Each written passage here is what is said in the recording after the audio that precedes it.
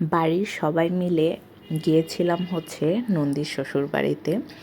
আসলে আমরা বাড়িতে সবাই যখন একসাথে হই কোথাও না কোথাও যাই।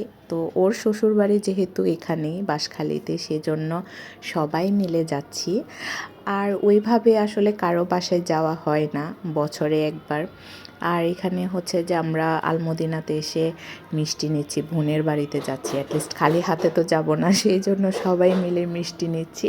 মিষ্টি নেওয়া শেষ করে আমরা পৌঁছে গিয়েছিলাম ওর শ্বশুর বাড়িতে। আর এদিকে আমার মা ওর ছেলের সাথে দুষ্টামি করতেছে, কথা বলতেছে। ওর ছেলে এত পাকনা পাকনা কথা বলে, অনেক কিউট লাগে।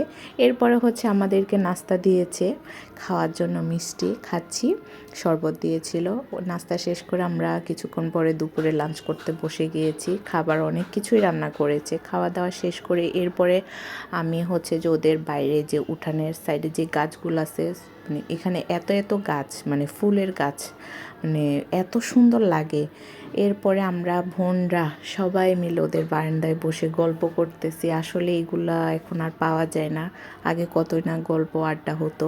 এখন যে যার মতো ব্যস্ত, শ্বশুর বাড়িতে অনেক দূরে, বছরে একবার সবার সাথে এভাবে হচ্ছে যে দেখা হয়, তাও পূজা ছাড়া ওইভাবে আসলে যাওয়া হয় না, দেখাও হয় না।